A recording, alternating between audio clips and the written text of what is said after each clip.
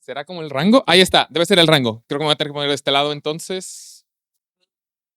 Ok, bueno, entonces, lo primero, ¿quién soy yo? Ya me hizo Fer el favor de presentarme, pero como dije, soy de la Ciudad de México, de capital culinaria de la Ciudad de México, básicamente. Y aquí están rápidamente mis credenciales. Como dije, llevo 5 años, casi 6, trabajando como ingeniero de software en desarrollo web, principalmente con mi lenguaje favorito, que es Ruby, y con mi framework favorito, que es Rails también. Entonces, dicho eso, vamos a entrar en materia y la estructura de esta charla es qué, cómo, cuándo, dónde y por qué, básicamente, de los componentes web. Entonces, lo primero es de qué hablamos cuando hablamos de componentes, ¿no? Y básicamente, yo cuando comencé esta parte de trabajar, originalmente yo hacía desarrollo de componentes embebidos y decidí pasarme a algo más interactivo. Y recuerdo que una de las primeras cosas cuando empecé con el desarrollo web era como, todo el mundo estaba emocionadísimo con Bootstrap. Y claro, parte de la emoción era, tú puedes empezar a prototipar rapidísimo, te dan toda una colección de clases que puedes aplicar a tus nodos en HTML. Y digo, la verdad es que no soy diseñador, pero era muy, muy claro el beneficio de tener una serie de botones estilizados, headers estilizados, navbar. La verdad es que te daba una sensación de un producto más terminado, de un producto más pulido. Y creo que ese es además el patrón que existe actualmente con las aplicaciones. O sea, la verdad es que ya de las aplicaciones web y las aplicaciones en general se espera muchísimo. Ya con cualquier cosa que tengas como mal de diseño, ya uno dice como, esta aplicación de la aerolínea no sirve, esto está mal, esto no hace lo que yo quería. Entonces, bueno, cuando hablamos de componentes, a mí al menos lo primero que se me viene a la mente es esto, este recuerdo como de Bootstrap. Después, ha habido bibliotecas que se han vuelto más populares. En el caso de Tailwind, que te permitía la composición. Es como que dejemos de estar aplicando todas estas clases, de estar inundando todo esto y permitamos una parte más de composición. Pero más que hablar de las bibliotecas, ahorita lo importante para mí de traer este ejemplo es esta diapositiva que está tomada de la página de Tailwind, que es ¿qué es un componente? Es una colección de elementos de la interfaz que tienen un uso muy determinado, una función muy determinada y que también van a traer, de nuevo, una cierta apariencia, una cierta funcionalidad integrada en toda la aplicación. Entonces, aquí están los ejemplos, ¿no? Básicamente tenemos partes donde despliegas el avatar, parte donde tienes también drop-down, lista de componentes, tienes controles de reproducción y cosas tan sutiles como el color del resalte hacen que se sienta como parte de un todo. Finalmente también, ¿qué es un componente? En el caso de React, es parte de el patrón que maneja React, del paradigma que tiene. Tú en React básicamente vas a tener una función que te devuelve algo, creo que ahí no se alcanza a leer, pero React básicamente es una colección de funciones que tú le dices, regrésame este JSX, que es una combinación de HTML con JavaScript, devuélveme esto y que sea un render de este código, de este componente en el navegador y listo. Entonces, esto es más o menos como la introducción de qué son. Si me gustaría que se llevaran algo de esta primera parte, es las dos piezas más importantes para saber qué es un componente, es que el componente tiene que ser estándar. No importa en qué parte de mi aplicación yo tenga el componente, mi componente va a funcionar igual. O sea, si es un botón, yo espero que cuando haga clic tenga un resalte, tenga un focus y que funcione de esta manera en cualquier parte de mi aplicación. Y un poco en la misma línea, mi componente tiene que ser intercambiable. No importa en dónde yo lo coloque, va a funcionar de la misma manera. Son las dos partes clave para saber que hablamos de un componente o un buen componente. La siguiente parte es como, bueno, ¿y por qué yo me voy a tomar la molestia de poner componentes en mi aplicación? ¿O para qué seguir este paradigma o este desarrollo orientado a componentes? Y bueno, esto es un ejemplo de código de React. No tengo todo el archivo, es básicamente algo que yo he llegado a ver varias veces, que es, tienes tu return y básicamente tienes todo lo que va a devolver tu función y que va a ser el render, el navegador. Y en esta charla voy a usar de forma intercambiable los términos como de página o de vista. Pero básicamente es eso. Cuando tú vas a una sección, vas a tu URL, diagonal algo, y te hace todo el render de una sección de tu aplicación. Eso es una página o una vista. Y de nuevo, usualmente se ve como algo así. ¿Y ¿Qué pasa? Que esta colección de páginas o de componentes se vuelven a la larga difíciles de probar porque tienen toda una serie de condiciones para poder llegar a un estado. Y no solo eso, sino que al final, tarde o temprano, va a llegar algún listillo y entonces esto evoluciona a que te piden un requisito de, oye, necesitamos meter esta otra nueva funcionalidad, esta otra condición. Y si hay algo que les encanta en React, son los operadores ternarios y anidar operadores ternarios. Entonces, en el momento en que tú necesitas cambiar esta funcionalidad, dices, ok, ¿en qué parte de la página está esto? No se me dicen, ok, tienes que actualizar la barra de navegación o tienes que actualizar la paginación. Al menos a mí me toma un rato como estar leyendo todo esto y decir, ¿en qué parte de todo esto es donde tengo que hacer el cambio que necesito?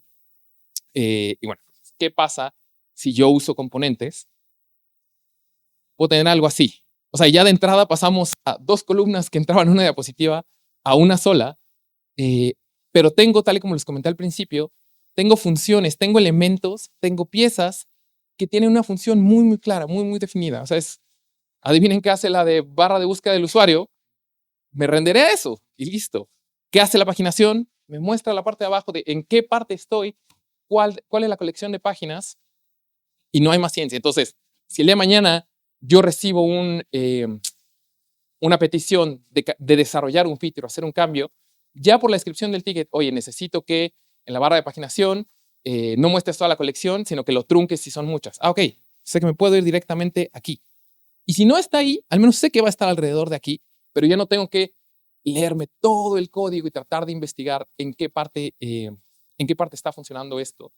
Y no solo eso, sino como comenté antes, a la hora de hacer esta parte, tengo aislado el código. Yo puedo probar esa parte de forma independiente, mientras que si tengo una página, es como, pero ya iniciaste sesión, pero ya eres usuario regular o eres admin. Ya hay muchas otras condiciones que hacen que se vuelva mucho más difícil la parte de probar esto.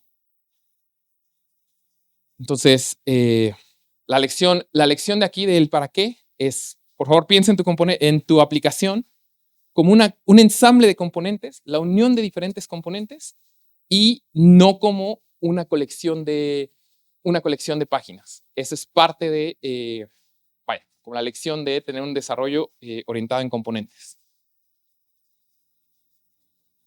Y bueno, también la invitación aquí es, al principio hablamos de bibliotecas como Bootstrap, como Tailwind. ¿Por qué no hacer tú tu propio conjunto de componentes? O sea, al final, no hay nada que te impida en llegar y tú hacer exactamente lo mismo. O sea, al final son elementos. Al final, tú lo que vas a devolver al navegador son elementos de HTML que van a estar estilizados de tal o cual manera y que van a tener una funcionalidad específica. Entonces, de la misma forma que al comienzo hablaba de cómo con Bootstrap tú podías llegar y rápidamente asignar las clases, ya tenías botones, ya tenía como estilos específicos y cierta funcionalidad, tú puedes hacer exactamente lo mismo para los casos que tú tengas definidos para tu aplicación. Y esto entra un poco a cuáles son los beneficios de yo utilizar componentes en mi aplicación. Solid. Este es uno de los primeros y en general, ¿qué es Solid? Solid es un acrónimo, habla de un patrón de diseño, creo que es el término adecuado. Básicamente habla de buenas prácticas cuando estás haciendo desarrollo en general. No me voy a clavar en todo el acrónimo. De hecho, a veces en entrevistas ha salido este tema y yo he platicado que yo creo que el 90% de los problemas como de código o para hacer el código más legible y más mantenible se resuelven con la primera parte del acrónimo, con la S, que habla de single responsibility. ¿Qué es esto de single responsibility?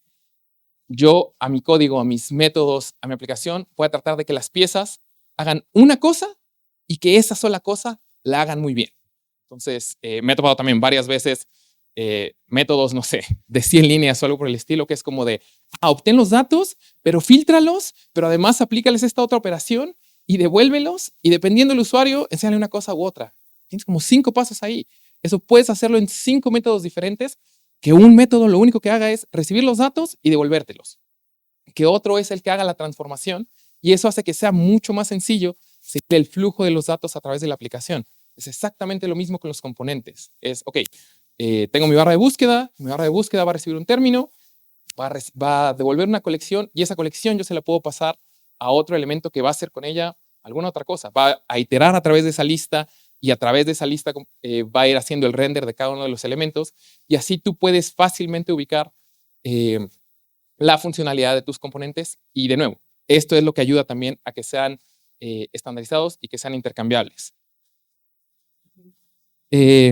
Como comenté al principio también, la otra ventaja de usar componentes, estoy tratando de no usar palabras en inglés, pero sí, el look and feel, la sensación de la aplicación se estandariza. Yo sé que si veo algo como esto, es un dropdown y que a la hora de hacer clic me va a dar una lista, no importa en qué parte esté. Entonces, todo lo que va a hacer. E incluso en este ejemplo del dropdown, de repente me gusta mucho porque siguiendo la parte como el single responsibility, dropdown lo único que hace es darme la lista. ¿Qué pasa cuando yo hago clic? No es problema del dropdown, al dropdown no le interesa. O sea, el dropdown lo único que va a hacer es recibir la lista y renderearla. Si es una imagen, si es un enlace, si es otra cosa, ese no es mi asunto. Y nuevo, o sea, al menos yo en lo personal encuentro muy, muy atractivo y muy agradable cuando veo una aplicación que tiene todo un lenguaje de este estilo. Y nuevo, que va más allá a la parte de cómo se ve, sino que además como desarrollador me resuelve muchos de los problemas. O sea, ya no tengo que sentarme a preocuparme cómo se va a ver esto, cómo va a funcionar en ciertas partes. Incluso a veces como que nada más invoco la función o invoco el componente, ya está. O sea, me puedo enfocar en las partes que son más de la lógica de negocio y menos en el look and feel. Y bueno, una vez que vimos esto, vamos a pasar un poco espero que para estas alturas de la charla ya estén un poco más convencidos de seguir el desarrollo de componentes o usar componentes cuando estén haciendo desarrollo de aplicaciones web. Y vamos a pasar un poco más al, bueno, ¿cómo lo hago? ¿Qué puedo yo hacer? ¿O cómo puedo facilitar la vida si quiero hacer el desarrollo de componentes? Y bueno, uno de los principios también principales aquí es, vamos a ir siempre de lo particular a lo general. Creo que en general es muy extraño como tener una ubicación de toda la aplicación y decir, claro, yo voy a hacer un botón y este botón va a cubrir todos estos casos. Usualmente lo que suele suceder es que yo en alguna página o en alguna vista tengo una función muy específica. Necesito que cuando hago clic aquí me aparezca esta lista y pueda hacer yo un desplegado de opciones. Y conforme van saliendo peticiones de funcionalidad, descubres como, mira, esta otra página también se vería beneficiada si yo puedo mostrar esta lista de la misma forma que lo hice en esta otra página. Y en esta otra página también.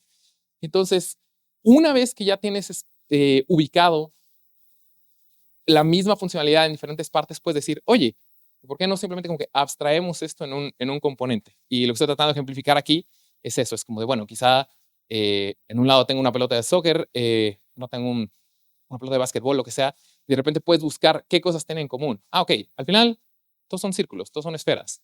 ¿Qué propiedades a lo mejor voy a necesitar abstraer de aquí? Ok, tamaño, todas estas son de tamaño diferente, todas a lo mejor tienen un rebote diferente, tienen un color diferente. Entonces, una vez que ya utilicé este concepto en diferentes páginas, es que puedo hacer esa abstracción. Este consejo, de hecho, en la práctica, no solo funciona para la parte de componentes, sino que además también he encontrado que es muy, muy útil cuando estamos hablando de hojas de estilo. Yo creo que una de las cosas que es más difícil de debuguear es el CSS. Y esto es en parte porque es muy difícil como rastrear o al principio como su charla del debugging. Yo no he encontrado buenas herramientas de debugging para CSS. Entonces, lo más cercano que he encontrado es esto. Siempre tratar de ir a un caso muy, muy específico cuando esté usando CSS. O sea, de verdad hacer una regla que básicamente elija el elemento que está bajo esta página, que está bajo que es primer hijo, si lo puedes especificar de esta manera. Y ya que tienes también ciertos casos, ya puedes hacer más o menos la regla general de, ok, yo necesito que todos tengan este tamaño, yo necesito que todos, en el caso del dropdown, si quiero que tengan el menú a la derecha o a la izquierda, o dar flexibilidad para que lo hagan los dos. Entonces, de nuevo, este principio de ir de lo particular a lo general también se ve aplicado aquí en el tema de los estilos. Finalmente, ¿cómo construyo yo mis componentes o qué puedo hacer para hacer yo mis propios componentes? En el caso de React, tal y como lo mencioné al comienzo, React en su concepción tiene la parte de componentes. Entonces, no hay mayor ciencia que definir tu función y definir qué es lo que vas a devolver y listo. En el caso de Ruby on Rails, como mencioné, mi lenguaje y framework favorito, entonces aquí es el comercial más o menos de cómo se ve esto. Ruby on Rails hacen render del lado del servidor. Entonces, para poder hacer componentes aquí, existe una biblioteca llamada Vue Component, que de hecho esa biblioteca la hicieron en GitHub. Y para que no sepa, GitHub es una aplicación de Ruby on Rails, pues también comercial ahí. Y esto es más o menos cómo se ve una clase de Ruby, en este caso definiendo un componente con la biblioteca de la cual estaba hablando. Y aquí hay otra cosa importante también del uso de componentes, que es que un buen componente te va a dar una API que sea fácil de entender. O sea, aquí lo mismo, con el ejemplo del dropdown, te estoy diciendo que tiene un trigger, o sea, algo que cuando yo le haga clic me va a activar la lista, tiene un cuerpo y tiene una lista de opciones. E incluso en el inicializador, yo sé qué parámetros son los que va a necesitar. Ok, ¿qué clase quieres aplicarle como a la parte de abajo? Aquí les daba el ejemplo también de dónde quiero que comience o hacia qué lado quiero que se rendere el dropdown, hacia la derecha, hacia la izquierda, arriba, abajo. Y entonces un buen componente también tiene una API que es así de explícita. Este es un ejemplo más o menos de cómo se ven las vistas en Ruby y en Rails. En este caso es la plantilla del componente. Es básicamente como el equivalente de lo que te devolvería la función de React en el JSX. Y mismo, tienes un div. Aquí vas a renderar el trigger. Y esto es de lo que hablaba. Esto es básicamente como, vamos a llamarlo como un hueco que yo le estoy diciendo a mi componente. Tú vas a recibir un trigger. ¿Qué es? Si es una imagen, lo que sea, a mí no me interesa. Yo solo quiero recibir un trigger y listo. Y lo mismo aquí. Voy a recibir un body y si no lo recibo, si recibí la lista de opciones, voy a renderarlas todas como un LI y tan. Y eso es ya mi componente. No hay mayor ciencia. Finalmente, este es cómo se vería rendereado ya el componente en alguna página o en alguna vista. Hago una nueva instancia, dropdownComponent.new. Y aquí básicamente en este bloque le paso el trigger, que va a ser un botón. Aquí se trampa porque dice, mostré un button component también definido por nosotros. Digo, no es el caso aquí ahondar más, pero bueno, le estoy diciendo, te va a pasar un botón que tiene todas estas propiedades, tiene este texto y listo. Y aquí paso mis opciones y tan. De nuevo, las lecciones de esta parte, tener una API delimitada y en el caso de un componente también queremos que tenga una lista fija de estados. ¿A qué me refiero con esto? Tú al aislar tu lógica hacia un componente es como, ok, yo sé que un botón tiene un clic, un estado como de no clic, si acaso un focus o listo. Creo que también esto queda más claro de repente con los badges. Que de repente tienes badges de diferentes colores y es como, ok, está la badge crítica, está la badge primaria, secundaria, etc. A eso me refiero cuando hablo de la lista de estados. Y bueno, una vez que tengo este código, ¿cómo puedo yo probar mi componente de forma aislada? Existen dos herramientas. En el caso de Ruby y Rails, existe Lookbook, que está inspirado en esta otra herramienta que es Storybook, que es para el uso de frameworks de JavaScript. Entonces, aquí hay un pequeño demo del Lookbook. Y voy a ver si con el clicker inicia la reproducción. Ya.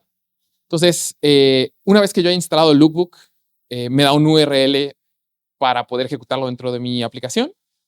Y aquí podemos ver que me da una lista de los componentes que tengo y me hace el render aquí del componente. Me muestra también cuál es el HTML que al final genera el servidor.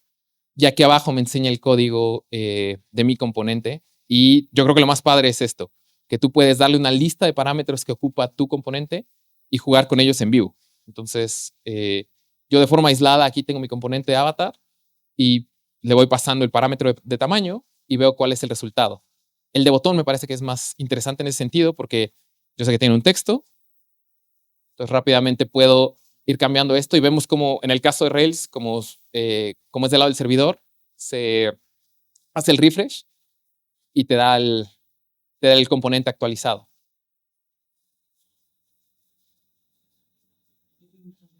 Y realmente el resto de los ejemplos aquí es eso. Bueno, claro, aquí te puedes también asociar cuáles son los estilos que trabajan con tu componente.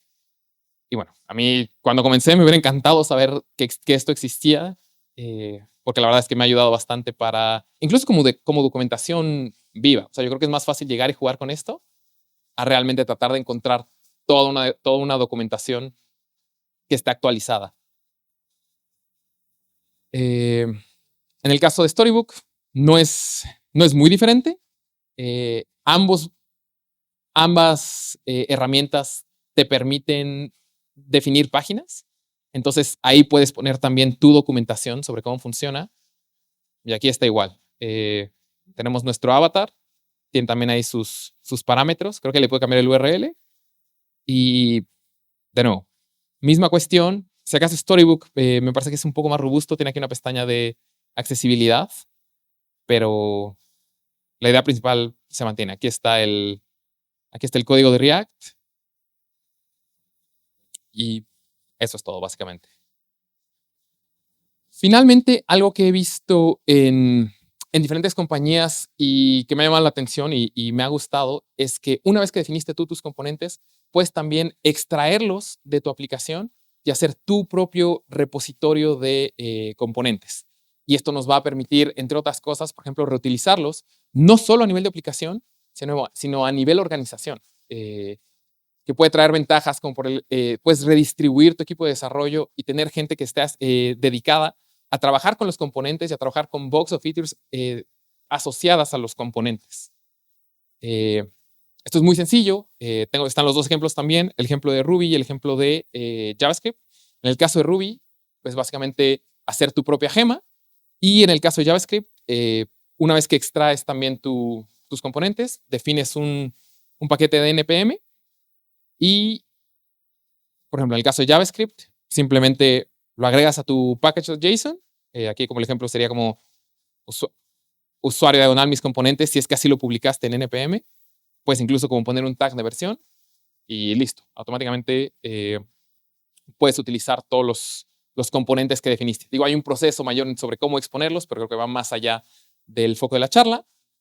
Y en el caso de Ruby y en el caso de Rails, esto es un Gemfile. Siempre había visto algo así. Y lo mismo, aquí al final pones el nombre de tu gema. Ruby te deja hacer una especificación de si este es un paquete en GitHub. Y lo mismo, puedes hacer también un manejo de tu versión. Entonces, después de todo este viaje, ¿qué es lo que esperaría yo que hayamos aprendido? Ojalá algo hayamos aprendido. Conforme crecen las aplicaciones y las interfaces de usuario, se vuelven mucho más difíciles de manejar. ¿Cómo podemos mitigar esto? Usando componentes, podemos aislar parte de la interfaz de la lógica de negocio, lo cual trae beneficios de los cuales hemos hablado durante toda esta charla. Y modularizar la interfaz la vuelve robusta y flexible a la vez. Robusta porque tener los componentes aislados va a hacer que yo pueda probarlos de forma individual. Flexible porque entonces en vez de pensar en una colección de páginas que tienen estado y varios parámetros para llegar a ese estado, yo puedo ir combinando todos mis componentes para poder llegar al resultado deseado. Existen lenguajes y frameworks que permiten el uso de componentes, ya sea de forma nativa o a través de bibliotecas. Aquí dos ejemplos, React y Rails. Y existen también herramientas para poder hacer el render de los componentes de forma aislada, de forma individual, Lookbook y Storybook. Y finalmente, opcional, pero recomiendo el uso de un repositorio por separado para hacer la definición de los componentes. Con eso termino mi charla. Muchas gracias.